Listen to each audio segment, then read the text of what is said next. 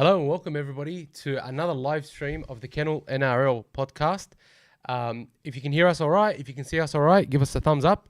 Thank you so much for joining us again today. Last week was our first live stream and we had an absolute blast. We previewed the Knights game, we previewed round 7, and here we are to review it. Dibbo, how you doing? I'm doing good, man. I haven't got much sleep lately because you kept calling me in the middle of the night explaining how good the dogs were.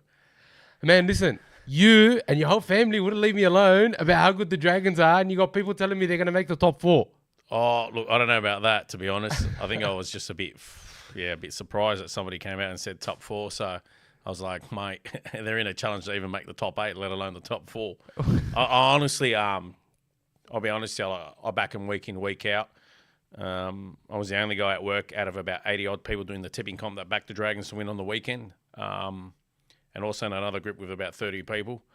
So I scored an 8 out of 8 in the tipping comp on the weekend. So, but I'm just saying the high-held belief. Yeah, you took a risk tipping the Dragons, huh? I was just confident in their ability. But look, I'll be honest here. I don't have high hopes that they'll finish in the 8. Of course, I'll back them week in, week out.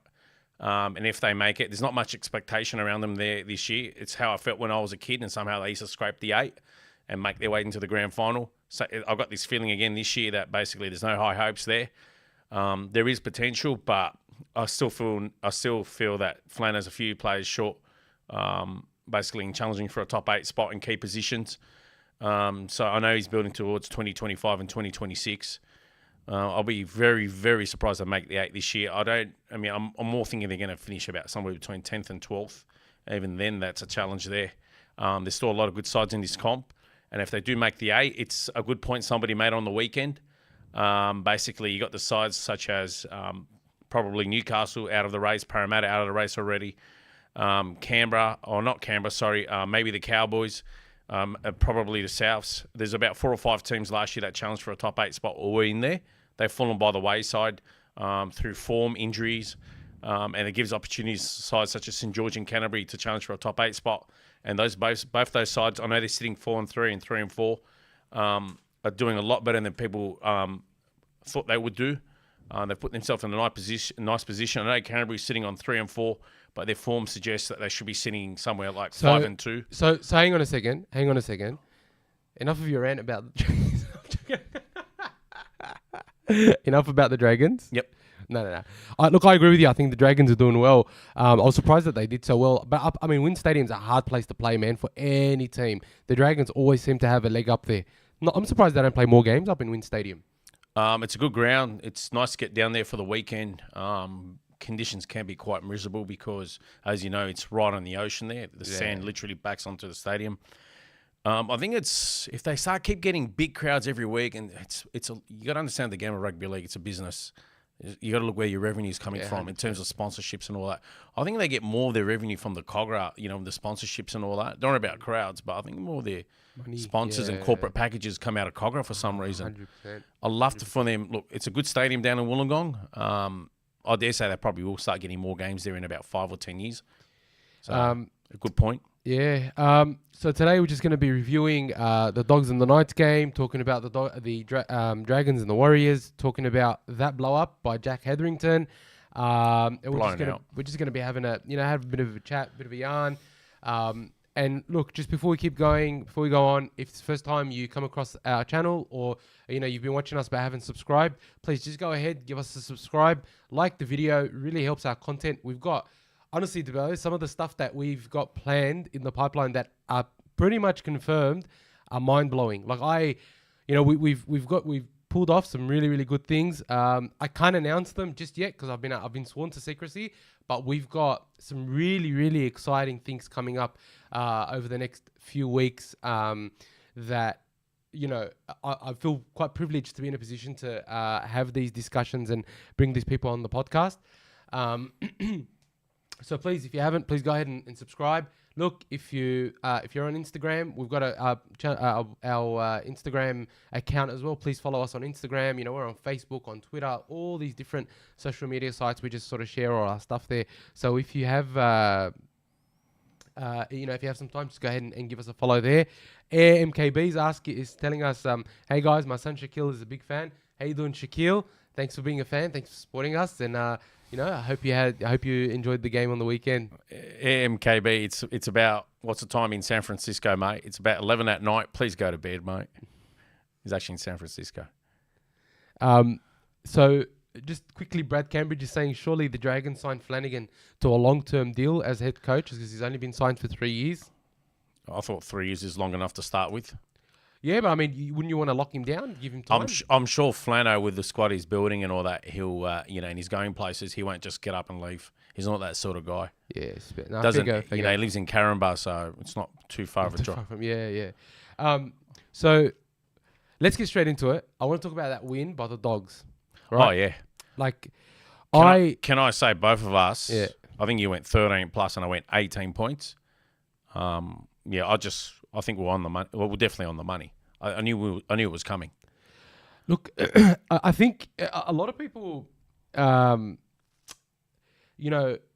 don't realize that this isn't like a flash in the pan for the Bulldogs. Like the last 4 or 5 rounds, we've actually performed like a well-oiled team. And over the weekend, watching the way we defended, and I was watching the game live, and you always get a different perspective when you're watching live. We were sitting around the 40-meter line, and one of the things I found so impressive is that for 80 minutes of the game, the defensive line speed of the Bulldogs was just unbelievable. Like not one set or one defensive set were they lagging in defense. Every time the kick would be made, right, the team was right up there in the Knights' face. And it's the old adage has always been defense wins you premierships.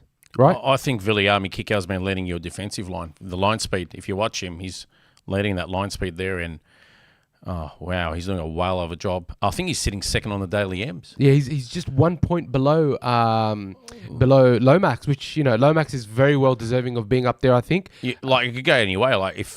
Obviously it's based on some judges being biased. They give some players more points than the others. He could easily be leading the comp, Viliami Kikau. As a forward, I think once in about 40 years, a forward's won a daily M, and that was like joint with a back. That's right, Jason Taumalolo? Yep, and with, I think, Jonathan Thurston. That's right, yeah. Man, that was BS. Like, Taumalolo was head and shoulders the best player that year.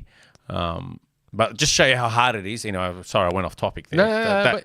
Even for Federer didn't get it another year. But just show you how hard it is for a forward to get the daily M. And a winger's never won it, although Lomax has been playing everywhere.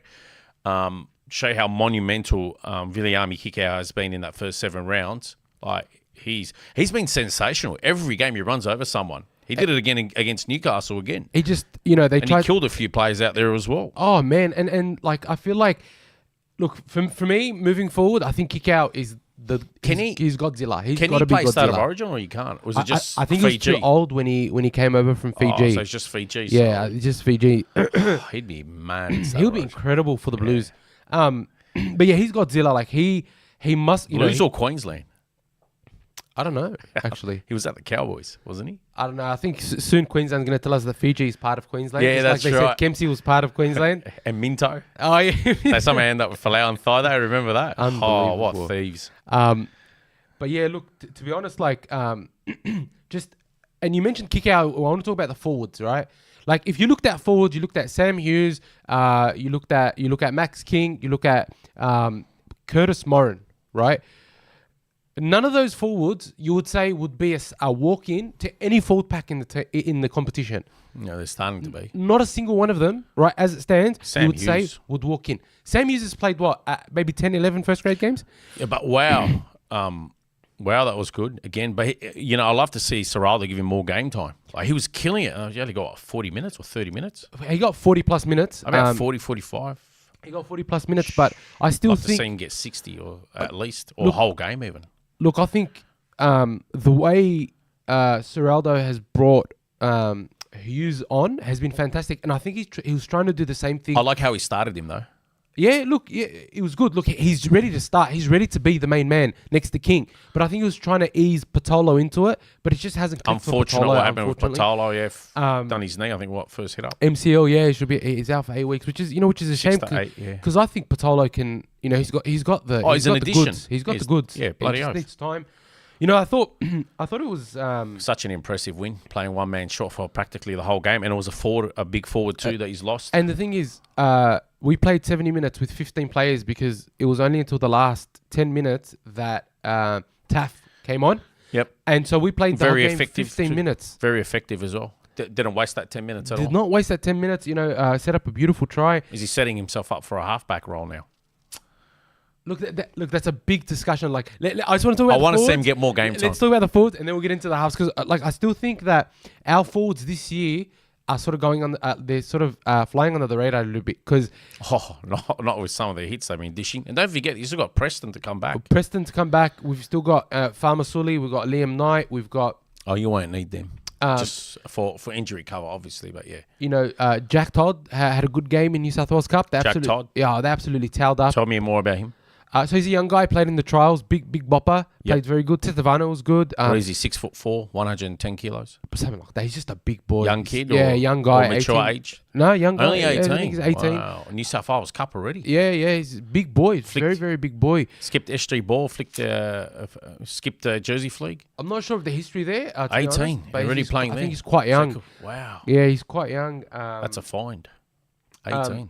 And you know, Jarrell Skelton is averaging about 300 meters in New South Wales Cup. So yeah. Where do you put him? I was about to say. Where do you put that's him? why I stopped. I was like, look at your back five. I mean, you look at like the way. Does he play as a forward now? Well, actually, the Clutch just asked, what do you think about having Skelton in the front row on the bench?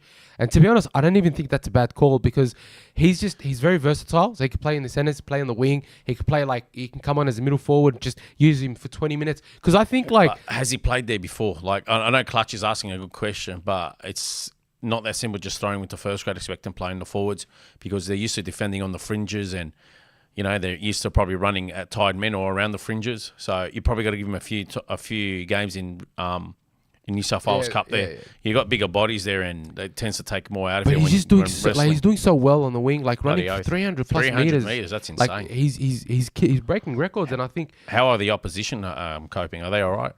No, I don't think so. Yeah, 300 they thrashed the Knights. I think the New South 52-6. Oh, they're in for a long year then. Oh, I mean, you know.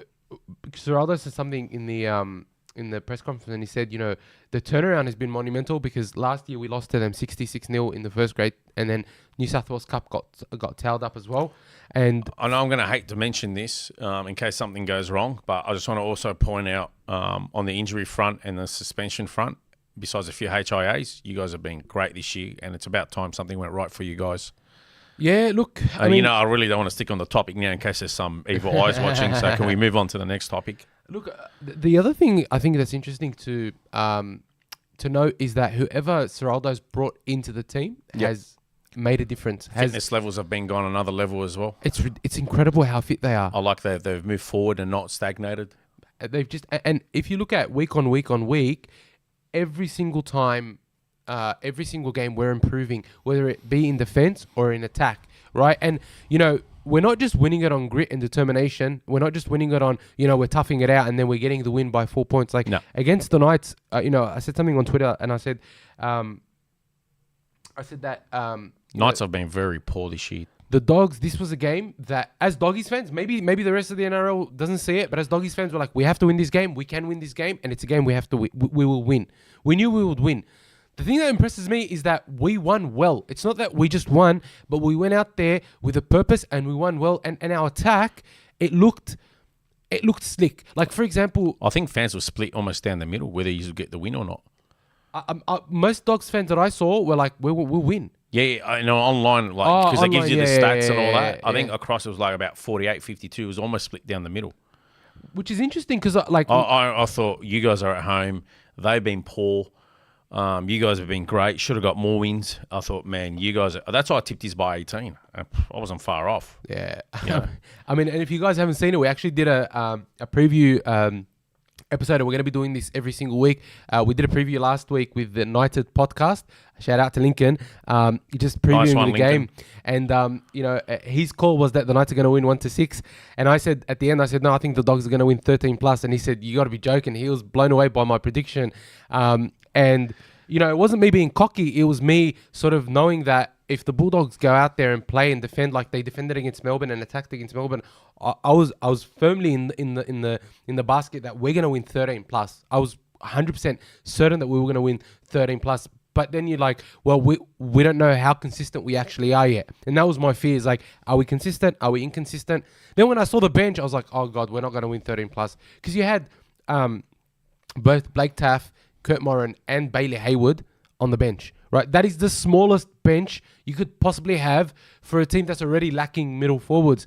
But then I don't like, it's just one of those things, man. Like, it's just been absolutely incredible how the teams come together and put in so much effort. So much effort. You guys are playing well, and he's lacking forwards on the bench. You're like, your starters, whew. Bro, like Josh Curran is playing 60-plus minutes, making 35 tackles. He's an 80-minute player. 160 meters, running up the middle, and we're still to get... like. I'll tell you, he's come good. Although he copped criticism for the first 5 or so weeks. Salmon.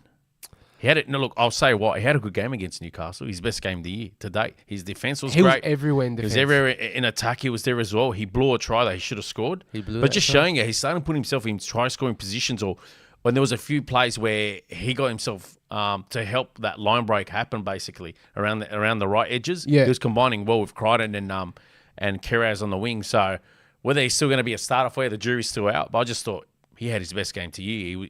I couldn't, he had a good game. You couldn't fault. Honestly, you probably couldn't fault anyone in the team. And just quickly, Doggies for Life, shouts out. Love your work, boys. Keep it up. Thanks, everyone. Chip98 mentioned quickly that the SG Ball Grand Final will be the Dragons against the Bulldogs. That'll be one for us to keep an eye on. Didn't the Dogs win last year or something? Didn't they win the Matthews last year? I think that they won Harold Mats and SG Ball, actually. So it's those same players trying to go back-to-back? I think so. Wow. Yeah. Dragons are up against it. Mothman, welcome back to the stream. Where's the game at anyway? Somebody tell us where the game's at. Maybe I'll go down. The Mothman says this win's been coming for a while. Very proud of the effort they've shown. Excited for our next game, especially since Preston and Man are expected back. Oh yeah. Are you going to read us out the list after? We don't have a team list. Hasn't it been released? We've got to buy this week. Oh yeah, sorry. That's why it's no team list Tuesday today. Sorry, my bad. You just get used to it. Like you're getting excited for the. Oh man, let me. The Dogs have been winning, so you just anticipating the next game. And I'll tell you what, the Dogs fans, they're buzzing. Bro, Belmore, they're starting to feel that. They're looking forward to the next team list. Looking forward to their boys playing. Whereas before, Serraldo and even Kickout was copying abuse. Now the players are they can't wait to tune in. And so another topic I wanted to discuss was faith in Serraldo, right? Yep. Now, at what point do we start giving Serraldo the accolades that he deserves and start trusting in his decisions? Maybe another year. No. I'm talking in the context of 2024. Oh, look, I just feel like last year had it soured. It got crawled by key injuries, a lot of injuries every week. He had to debut a lot of players. I don't want the same thing befalling him again, and we can't, give him any, we can't really judge his season. But is he one bad loss away from saying, we told you so, you should have not had Drew Hutcho there, you should have had more props on the bench? Like, that's sort of what I'm trying to say. He's had some great wins. He's had some losses that were admirable, that they should have got the win. So the fans know that I think Canterbury's biggest challenge now is complacency. They can stay what they're doing the last month, and obviously fitness and suspension, in terms of injuries and all that as well. If they can just make sure keep those at a minimum, I think it'll look good for Serraldo. You guys have kind of like had the hardest run. I reckon you guys have probably had the hardest run in the first 7 weeks. He's got the bye now. He's got the Tigers. I think he's got Canberra after that. Panthers, then Canberra. Oh, okay. All right. Panthers and Canberra. Panthers, obviously, they're a tough game anyway. It'll be a good way to test where we actually are. Yeah, that's right. But I just feel like Panthers are starting to have a bit of form and suspension or injuries. Cleary comes back, named again this week. Yep, so he's back from injury. Yep. I think they've already had their bye, haven't they? They've had a bye, yeah. They've had one bye. Their squad's starting to thin, I find. So it's not as much as a daunting task as previous years. Yes, it is a daunting task, but Canterbury's on the rise. Penrith might be on the decline. Slight decline. The game's at Penrith Park, is it? I'm not sure. I haven't looked that far ahead. Anyway, so it's good. You get a bye. You get a somewhat easy game against West Tigers. I know you're going to say it's not easy, but it's a lot more simpler, easier than other games you guys have had. Then you get a nice challenge against the Panthers. That could be a reality check. And then, you know what? That could set you guys right in time for Canberra. You know, Canberra haven't been crash hot. Somehow they're sitting in the 8. Well, but I think out of those 3 games, plus if you add the bye, you should get a minimum 6 points. Look, that's enough to get you in the top 8. That'll be ideal. But, you know, it comes back to also about, like, you know, Seraldo keeping Drew Hutchison there, right? So, you know... they're winning unbelievable with the guy doing nothing. Sorry, but yeah. Look, he's not played crash hot, right? But... do you start to sort of believe in what Seraldo's doing and say, look, if you think it's working and that's what works for you, I'm okay with that. They're winning, but I don't want to hear someone say, oh, he's the super glue to the team. You know, he's the reason why they're winning. And, you know, he's definitely not. He's not. I think the team's covering him. I mean, basically carrying him rather. I just think Seraldo can maybe start, I know people are saying Sexton hasn't been crash hot in reserve grade. He had a good game on the weekend. You know, but he's playing guys he hasn't played with before. I feel like he's more creative. I reckon he's a more natural 7. He's a more natural 7, but I like what I saw from Taff. You know what? Matter of fact, Taff playing at fullback, how many times did he link with your backs? Yeah, multiple times. And actually, Connor Tracy set up 3 tries on the weekend. Yeah, Connor Tracy is another one that can actually play in the halves. Right. People don't realise. He's starting to link up. Like, one of the problems I saw with his Tracy, form's too hot to ignore. Man, wow, what, you know, unbelievable. Just the amount of he's a busy player. Growth and the amount of chemistry that you're seeing between the team. Like, there were, you know, he gave that, you know, that pass to Fox, or he sort of took the ball around to Fox to give that try. The Kiraz try, it was off Tracy. You know, even linking up with Critter, right? You know, that was sort of him, then Taff. So to see him starting to you know what I like, starting to build with the right side and the left side. Like, for me, that's like, well, he's safe under the high ball. He makes a million meters a game. He doesn't sit there and go missing. Oh, like, if you go back to last year's had Hayes Perham there, like, A, he doesn't really have a passing game to him, but B, he'd also just sit back and watch. Players such as Connor Tracy and Blake Taff love being busy. They don't like sitting there watching. They literally are running the whole every tackle in that set. They love getting their hands on the ball. Absolutely. They love doing kick returns. You know, like, it's all action for 80 minutes. Look, all action. Huge involvement rate. I thought another guy that was impressive over the weekend again was Bronson Cherry. He got his first try in the Bulldogs colours after 4 years. He doesn't look like he's been out for 4 years, I'll tell you now.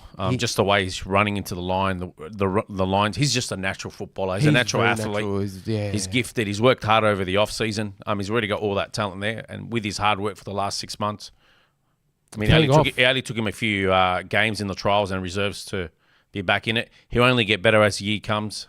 His fitness or... It doesn't seem to have lost his speed. No. And the thing is, now that he's got size... He's running through, not around. He's running through, he's running around. He's still got a step on him. He's got a step.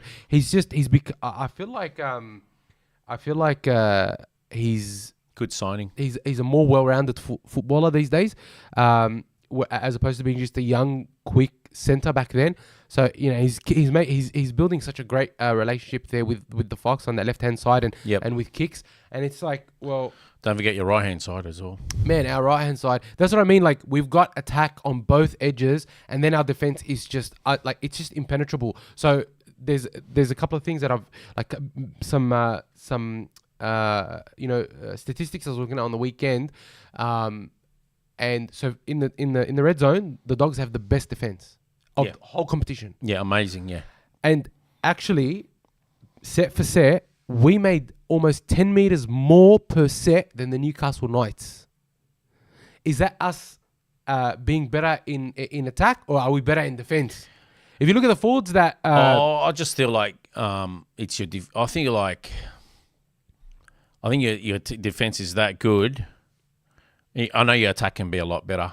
I know you guys scored 6, but it's getting better. I feel like it can be a lot better in terms of finishing. It's not the build-up. It's in terms of finishing. That's what cost you guys those 2 wins that you guys should have grabbed, I felt. No, agreed. You know, like, it's the whole build-up's great, and he's got a lot of ball in the end zone in their 20, It's just converting those chances. He's getting better. He's nailed 6 on the weekend. Yeah, I thought he could have nailed another 2 or 3, to be honest.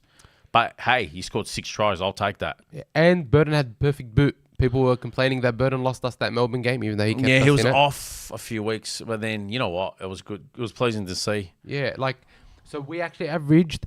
So our average set distance was 39.7 meters, whereas the Knights was 29.42. Wow, that's very poor. Your We defense actually testament suffocated them. testament to your defense. And in fact, per run, we give away in the whole competition the least amount of meters. Wow, who's your defense coach?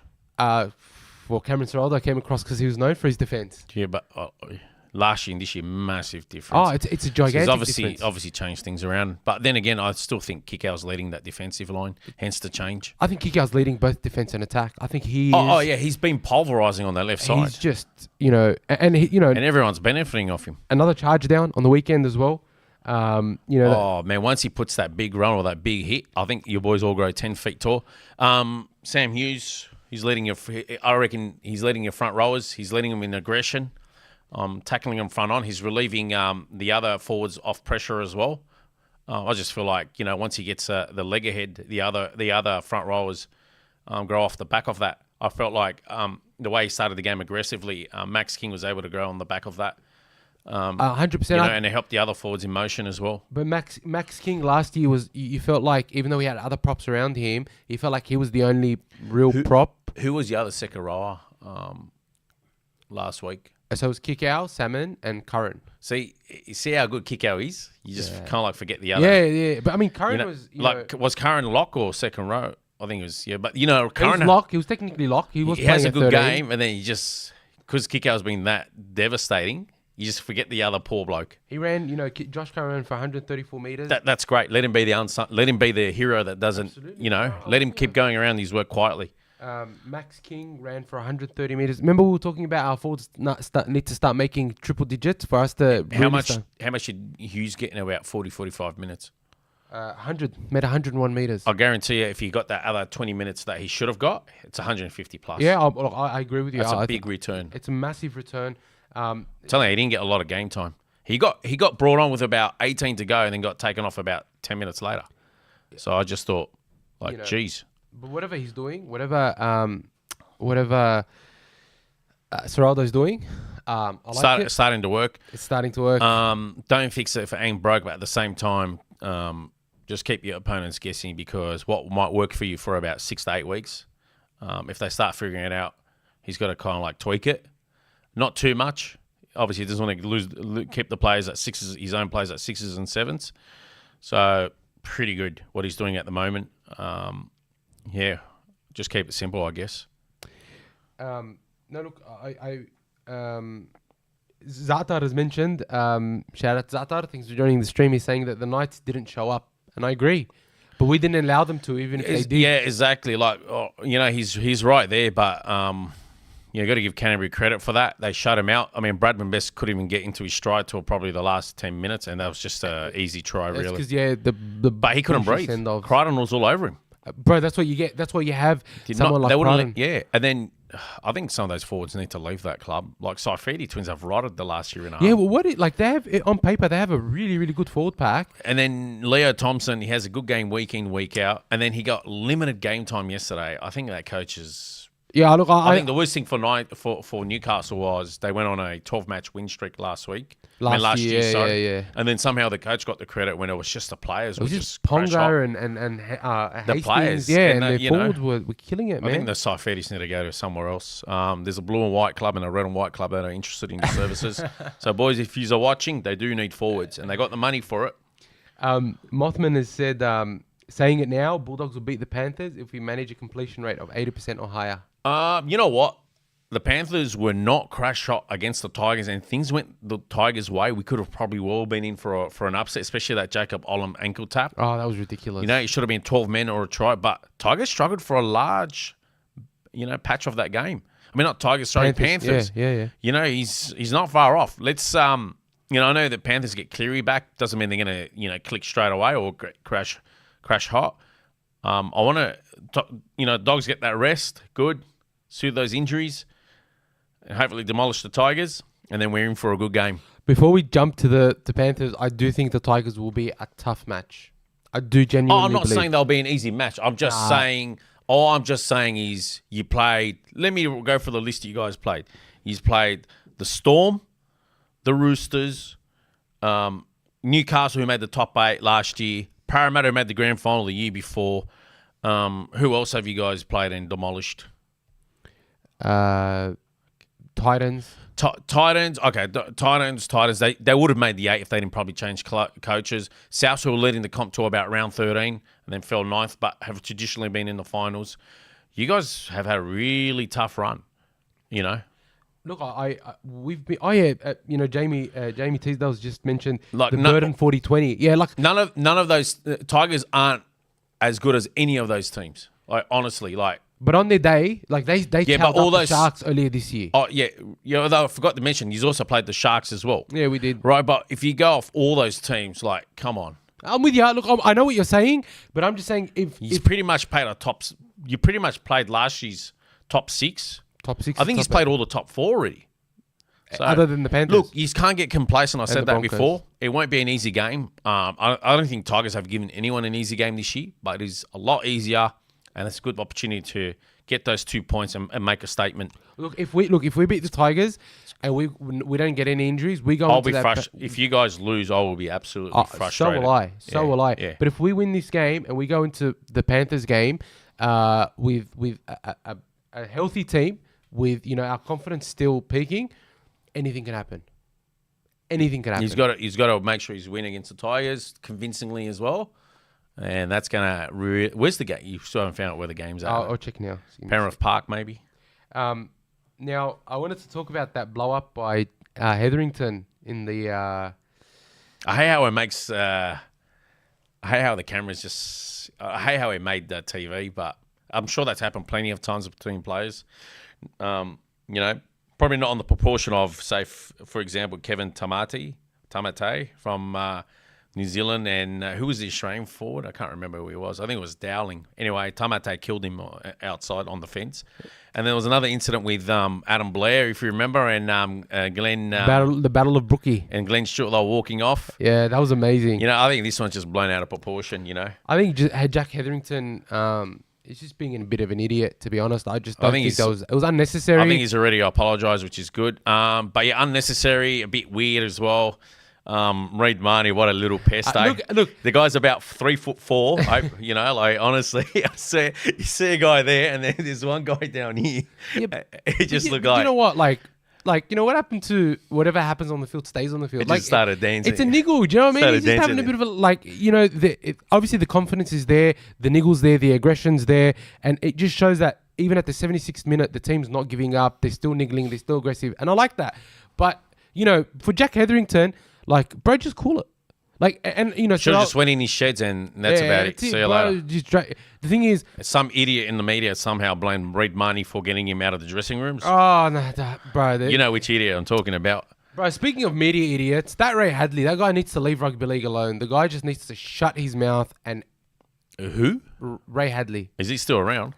But he's trying to be relevant by... I'm surprised he hasn't died of a heart attack because every morning he seems to... First breath he takes is really outraged. So it's like the only opinion that matters is his. So he's having to go at Sonny Bill Williams because he's calling out the genocide, right?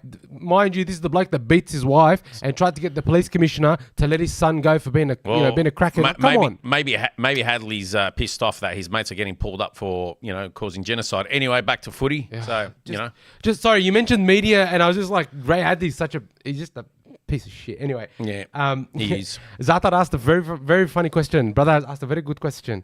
What's your thoughts on the Eels' turnaround to win the grand final this year?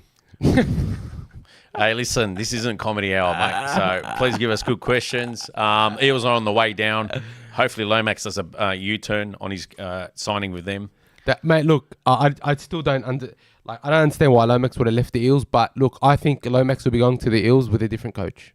Brad Arthur can't. I don't know. How's Brad Arthur going to utilise him? Is he going to use the same blueprint that Shane Flanagan's using? Because I guarantee you, different sort of players, they ain't going to work the same way. No, yeah, look, I'm with you, but I still think that... I just want to point out, Flanagan, there was reasons behind why he put him on the winger. He's not looking like an idiot now. because he's not. He's justified. But Flanagan before the season pulled up Lomax and he said, I think for the last few years he was like 25th or 26th best centre in the game out of 34 centres. You know, you're on 800, 850 a season. You know, like... You need to earn your money now. You need to earn your money, but I think that was the last thing on his mind. He needed to get the best out of him, regardless of his pay. And look how good he's playing. Because he knew how good he was. And then, you know, Flanagan's blueprint for him was winger, yes, winger, but I've got a different sort of game. I want you to play from the wing. And then also I want you to cover at fullback in stints and maybe cover slightly in the centres. That's exactly what's happened. Even those games he played on the wing, sometimes he defended in the centres or somehow found himself in a position. No, Flanagan's doing very well with the team. And look how he's got. The guy's now leading the Daily M medal, finds himself in the talk of State of Origin. You know, I'm surprised, maybe because everyone hates St. George, I'm surprised no rugby league great or some important person's got into Lomax's ears and said, if you want to do yourself wonders, backflip on that contract, play on the Flano. He'll do wonders for your career. I'm with you. Look what he's done to Sewer. Right? Jaden Sewer. Oh, I think I was starting to think, you know, let him go. He's wasted. No. But all of a sudden under Flanagan, yeah, all right, he might give you, you know, all he needs is 20 minutes and he set up the whole game for the team. And you know what? He's in career best form. He's playing better now than he was at the Rabbitohs. He's back in Origin talk as well. I mean, that's not good for the Blues, but he's a good player. He's a very, very good player. But just want to quickly go back to that blow up. I thought you could see that the Bulldogs' defense and the Knights' inability to make any moves absolutely frustrated the heck out of the Knights, and I felt like we did that with the Roosters in the first half, and we sort of did that in the second half with the Storm. But the Storm are an absolute class outfit, coached by a fantastic coach who was able to get the best out of his players. I imagine that it'll be a good game against the Tigers, but if we are consistent, that's my only fear. If we are consistent with our form, we play well against the Tigers. Yep. We should be able to get 13 plus on them. I know that's being very cocky, but I reckon we could still get 13 plus on them. On the Tigers? On the Tigers. I don't know how you think that is cocky. Like, I think that's a given. Because on form, and you guys in the comments, yeah? I think he's being too humble here. He's got to stop it. Let it flow. You're going to demolish him. After round 15, then we can get cocky. But I want you guys to tell me, on form, are the Bulldogs in the sort of top 4 or 5 teams in the competition at the moment? Be honest. Am I being cocky or am I being... I think you'll find I'm one of the advocates to say that on form, they're probably top 8, definitely. Definitely. No one can argue that. Top 4, I'd say defense-wise, yeah. Attack-wise, that's just overall. Overall, they've been one of the hottest teams in the NRL. They're probably sitting about 4th or 5th, I reckon. If we can maintain this and we have a much better run over the next 2 to 3 months, we could see ourselves firmly in the 8. Like, not just making up the numbers. And you know what? If you look at the table, we are actually in positives for for and against. When was the last time that you remember a Doggies team being positive in the for and against? Yeah, it's been a while. It's been about 5-6 years. Last decade, yeah. We're positive in for and against. We have one of the best defenses in the competition, and our team isn't fully formed, I don't think. We still have a couple of people that we need to bring into the team. Yep. Look, in some of your fans, I'm just reading the comments, like Jamie Teasdale, top 8, Zata, top 6. Somebody's making a prediction of Dragons versus Bulldogs. Chip 98, 2027 grand final. That'll be a good grand final. You know what? They're both teams I feel like are going to be the most improved in the next few years. I mean, they're both heading in the right direction this year. I know it's early season, but signs are positive there. And I know both sides got a lot to recruit. And it's so good to see some sides crashing and burning. Oh, I love it. Just feels like nobody wants to play for the Roosters anymore. I love it. Hopefully no one plays. And do you know what's interesting about both the Bulldogs and the Dragons is that both teams still have a lot of improvement in them. So the Doggies went out and did what they did, 36-12, whatever, against the Knights. Yep. The Dogs still have so much improvement in them from an attacking perspective, and we still have players missing. I'll go back and say that, that first half against the Roosters, that wasn't a fluke. That is us at full flight. I strongly believe that is the Bulldogs at full flight in attack. If we get man back at 13 or back in the attacking line, and we're able to replicate that, and kick out keeps getting early ball, we could be in for a very, very strong season. It's just about consistency and injuries. I'll tell you what I'll tell you what I like about that game from the Roosters and Bulldogs. So the Bulldogs showed what they can do, and they also showed the worst side of them. So it's good they showed two sides in the one game. And the good thing is they took up call. It was a 2 points they walked away with, and I'm glad they walked away with it. And Ciro or Ciraldo, whatever you want to call him, lads, didn't dwell on it for too long, but he just showed them, you can do this, but you can also do this. Do you want to be down here again and have the difficult seasons we've had in past years?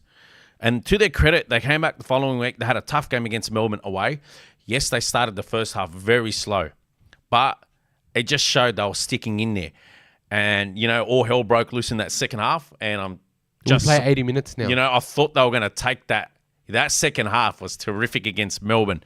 And then, it was probably a poor kick option, a few poor options that last 5 minutes that unfortunately, cost us the game. But we improved. And it was the week after, this week, we improved. He's won. Yeah, that was great. The attack improved. So I love how they've just, didn't sit there and, let that second half of the Roosters ruin their next few weeks. No. It was a courageous, a lot of people were like pretty impressed with them, even though they took the loss against Melbourne. To the fact post-game, I think it was Harry Grant said, yeah, we probably should have lost that game. You earned the respect of your opponents. I'll tell you now, the NRL has taken note, the opponents, and then they know they're in for a tough one against the Dogs, and they're just hoping that something happens to the Dogs, like injuries or, somehow Kikau takes the wrong turn to the ground or something like that. Because I'll tell you now, a lot of players don't want to be defending against Kikau like he was at Penrith. Oh, he was an absolute nightmare, if you remember. I do remember. The ball from Cleary to Kikau, and it was try time. Oh, and the way to kick out as well, they're in and out. But look, like the unsung hero in a lot of this, and I think he still doesn't get the accolades that he deserves, is Burton. I think Burton is such a great player. He's just, man, like if he keeps going like this, I could almost say that this guy belongs back in Origin. He's a very, very good player. And yeah, look, Berto's got a few, he's got a few tricks up his sleeve. He can play a few positions. That helps. I mean, could you see Cleary, Berto? He's a good asset. I mean, even if he doesn't play in the halves, he plays somewhere on the field. He's got that big, long-range boot. So, he can also kick a field goal if ever needed to go there. He can pass. He can run. He's a big body. I'm sure he'll put on a bit of size in years to come. So he might end up developing into a lock. Who knows? Somebody's baiting me with a question there. 16 or 15. Yeah, look,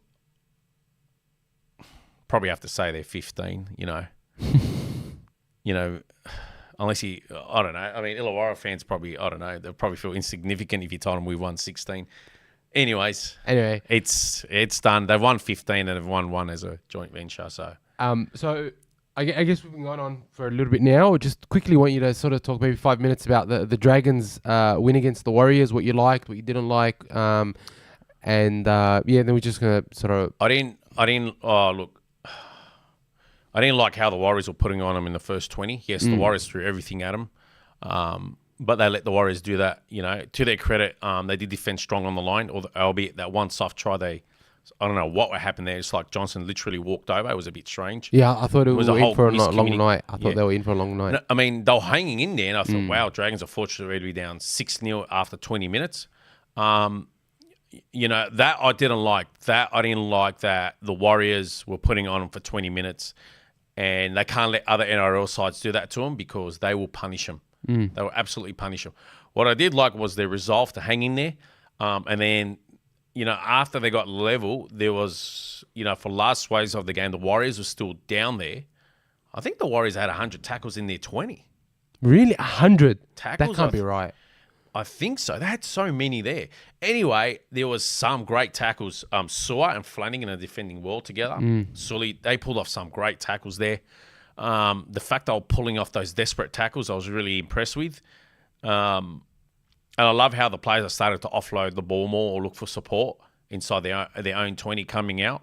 Just shows there's a bit more confidence there. The players are happy. That's about it. And look, the error rate was very low, although I did get the shits with Sully dropping a ball. Not Sully, my apologies. Ravalawa. It was 30-6 with about 8 to go. We had a player in the bin, I think. I can't remember anymore. Yeah. Anyway, he knocks on the ball whilst playing the ball inside his own 10. Like, why? Warriors scored immediately, and they almost scored immediately 2 minutes later again. Yeah, that's right. You know, it was But just still, the resolve was there for 80 minutes. yeah. But that's all there is. Wasn't other than that, there wasn't too much to get excited about. I mean, Who stood out for you? Who stood out for me? Yeah, that's a good one. There wasn't any big. I mean, there wasn't any big standouts. Like Sully ran hard again. Ben Hunt was probably, I felt, good. You know, Flanagan's son was, you know, he wasn't over the top. He played his role perfectly. Saw had strong defense. Yeah, Lomax was good. Sloan was good. Not really anyone stood out. Like probably Ben Hunt. I think Ben Hunt just, you know, he has a go. I thought for me Ben Hunt probably was. It was good to have him there. He scored that try as well. There's a lot more for the Dragons to work on. I mean, the Warriors then, once they shut down Shaw Johnson, they just had poor options, to be honest. The other players didn't stand up. So, yeah, I thought the Warriors after that once the Dragons withstood them for 20, they didn't offer much. They didn't have, besides outside Shaun Johnson, they didn't offer much. Yeah, but other than that, I mean, they've still got a lot of work to do, the Dragons. Let's be honest. How did Farmanu Brown go? I think he got about 10 or 15 minutes. He's a good hooker. I think his preferred position is hooker. He went to England at Hull to play halfback. He looked out of sorts in a second-tier competition. If you remember him at Canterbury and West Tigers, he was actually pretty handy. He was very handy. You know, and he would be coming off the bench, so he'll offer a good 20, 25 minutes. He'll be good injury cover if ever something did happen there. They can also back up at lock. So that's why Flano wanted him. Patrick Abalaz, thanks for joining in, by the way, Patrick. He's mentioned that Raymond Faitala-Marin has been flying under the radar a little bit for the Dragons. I don't know what happened to him at the Dogs the last few years, because before that he was, he was good, on the radar of a few other clubs. Like he was a strong runner, strong defender. I don't know what happened at the Dogs last year. No, I'm proud. I'm happy he's doing well. As a Doggies fan, he's a good player. I'm happy that he's doing well. I'm not expecting much from him, but geez, he's got a good return. I'll tell you what, you know who I do want to give you a shout out, and I completely forgot, and I think he was the standout for the Dragons on the weekend, was Tom Eisenhuth. What a freak. Not because he racked up 50 tackles, but if you look at a lot of his 50 tackles, he was the first man in. He wasn't Mr. Third man in Fitzgibbon or third man in Hindy. You know, he made 56 tackles. A lot of those, he was the first man in. 56 tackles. And he made a lot of those tackles front on. He shut down a lot of their plays. He was everywhere. He was great, so, look, man. you know what? Tom Eisenhuth, for me, does get my player of the... Sorry, Ben Hunt, but yeah, Tom But he's been like that now for multiple weeks now for the Dragons. Against the Roosters, how do you think you guys will go? It's a tough game. That for me that's a game I want to win more than any other during the regular season. It's Anzac Day. You go there. It's a sellout. You hear the last post play, and then the players just go and bash each other. Every year, it is an absolute smash fest. It is quite physical. It is exhausting. It's a game I definitely You look forward sit there to. and the intensity is that high that after 30 minutes, you're like, God, I'm tired of watching this. And you're not even playing. Yeah. Roosters will never give him an easy game. I always back my team every year. What do you say? What do you reckon? I'm going to go 2 points. I'm going to go Dragons 26-14. No, this guy really hates the Roosters with a passion. I just think that the Roosters on paper have the best team in the competition. They're not firing because of... I think this time they moved on that coach. He gets the best team every year. Honestly, I know a lot of people are going to hate me for this, but I've never rated Trent Robinson. I think he's a whinger and he's a sook, and he's had everything go his way for a decade. And the minute something doesn't go his way, he has a whinge and a sook. And every time something goes his way and he gets questioned about it, he just shrugs it off like, we got the rubber of the green. Get out of my face, bro. Craig Bellamy, when something happens, khalas, I don't know. Or you know what? Maybe that shouldn't happen. But this guy, the biggest whinger I've ever seen in my life. Who was the other whinger? Which was the other whinging coach? Who, Ricky Stewart? No, Ricky cops it from the media. Yeah, but Ricky is a whinger. He takes them to the 8 every year. Yeah, but you know what? And he doesn't even have a crash hot side. But who's the other one? Adam O'Brien? No, Adam O'Brien's just a rubbish coach. But like I'm saying, Ricky Stewart, Ricky Stewart's a whinger, but he embraces that he's a whinger. He whinges, khalas, we know he's a whinger. Trent Robinson tries to act all like, I am mighty classy. Shut up, bro. You're just a whinger. Who's the other whinger coach? Who's the other whinging coach? I don't know. I'm trying to remember who it was. What, is he coaching now? Parramatta? No, I'm thinking of Mitchell Moses. He's the biggest whinger in the competition. He's a player. Yeah, but still, he's the biggest whinger in the competition. Yeah, but as a player, he's allowed to roll up the referee. You know, it's to unsettle the refs. I know, but And he's instructed to do it too. Patrick Abela asked, "Is it Des Hasler?" I don't think Des Hasler was too much of an injury. Never. Or Des said, and he was in his... Was it Des that said it? OPSM? Yeah. I don't know how did they end up finding him for that? I think they may have. I love what Des said. He just said, they need OPSM. Hey, we all agree with that. There used to also be that chant, I'm blind, I'm deaf, I want to be a ref. That was bad. Sorry, guys. So, guys, what do you think? Who do you think is going to win against the Dragons and the Roosters? I'm only backing the Dragons because they're my side. I got them by 2. I'm going to say either 18-16 or 16-14. I'm backing the Dragons because I think if they can be consistent and play like they did against the Warriors, I actually think that the Roosters won't have much to offer. But you see how classy the Roosters side is? Like, honestly, look at their team. You got Tedesco from 1 at to the back. 17, they're great. Like, look at their side. You're like, oh my God. Yeah, how do you not back them 13 plus? 100%. I should be backing them 13 plus. No way, I'm backing the Dragons. And their side's so good. Guys, we've been streaming, and thank you so much to everybody that's been a part of this. Honestly, it's always so much fun to have you guys. I hate it when the Dogs got a bye. There's nothing, there's nothing there to, to pick at. To dig into. Yeah. Well, we've got some very exciting things coming up next week. So we've got quite a few things happening on the podcast. So next Monday, next Tuesday, we'll be streaming live once again, and we'll be previewing round 8, reviewing round 7, obviously the Dragons and the Roosters and other things as well. On Wednesday, I will be doing a podcast previewing the Dogs and Tigers with the West Tigers podcast. So that'll be a combined podcast like the one we did with the United podcast. If you haven't seen it, go back and check it out. And then we also have a very, very, very special guest coming on next week. It won't be live. It will be pre-recorded, but we will be announcing that in due time. And let me tell you guys, Doggies fans, you are going to be very, very excited to listen to this bloke speak. As I said, I'm not confirming anything because we've said these things before, and people have pulled out. This is pretty concrete, so I won't be saying anything until we've recorded it, and then we'll start advertising it, and you guys will be in for an absolute treat. And we do have a lot more players coming on as well, just subject to their availabilities. But yeah, we've got so much happening. So shout out to everybody that's been: Chris, Patrick, Jamie, Chip, Zatar, Mothman, Kanchi, AMKB, everyone, Aliman, everyone that's joined us. Thank you so much for joining us. Really the clutch, love it. And Doggies. We'll see you guys next week. Thanks for the comments, guys. Make sure that if you haven't yet, give us a subscribe, like the episode, share us out. If you like our content, that would really appreciate it. Go to all our socials, Instagram, TikTok, whatever. Instagram is the main one, really. But anything else that you guys frequent on, we're on there too as well. And Chris is asking if it's a current or a former player. Oh, mate, I'll tell you now. Can I say something? Don't say it. He's the top dog. Am I allowed to say that? he's the top dog. Whether he's a player or not, I'm just going to leave it there. He's the top dog at the Kennel. Hey, Peter Bulldogs 01. How you doing? Thanks for joining. Peter Bulldogs, now you come on. Yeah, I know. I was like, sorry, man. We're about to leave.